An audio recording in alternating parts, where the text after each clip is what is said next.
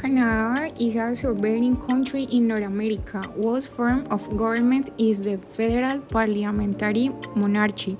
Its territory is organized into 10 provinces and 3 territories. Its capital is the city of Ottawa, and the most populous city is Toronto. Located at the northern tip of the North American subcontinent, it stretches from the Atlantic Ocean to the east, the Pacific Ocean to the west, and north to the Arctic Ocean.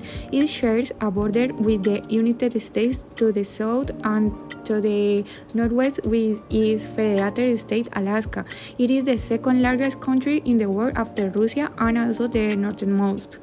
It occupies about half of the territory of North America due to its climate. It is one of the 50 countries with the lowest population density in the world, with approximately 4 inhabitants per square kilometer.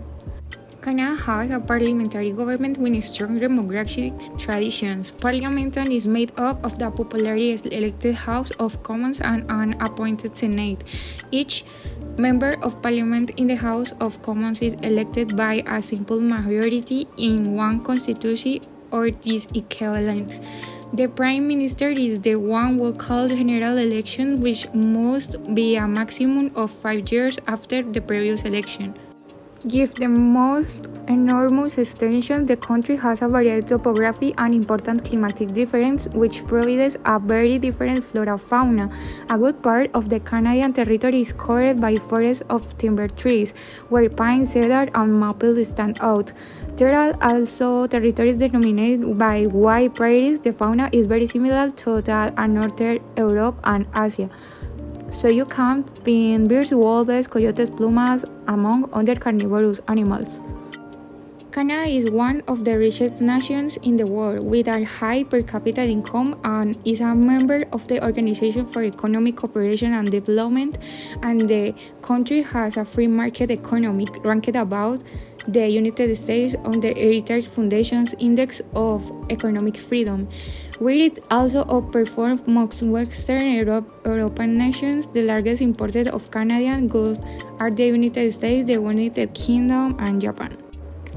The idea that Canada is a product of the exploitation of its natural wealth forms a historiographical vision perhaps influenced by the Annals School.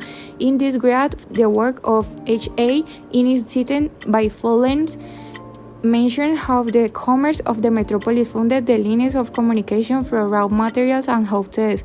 Forget the political unity of the country. The work of Buckley has argued that the slave theory perfectly explained Canada's development up to about 1920, but that a different explanation was needed for the recent period, the arrival of the Great Depression of 1929.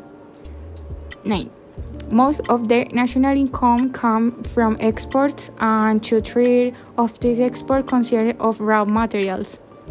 Canada is one of the few developed countries that are net exporters of energy. Atlantic Canada has large deposits of natural gas of its coast, and Alberta has significant reserves of oil and gas.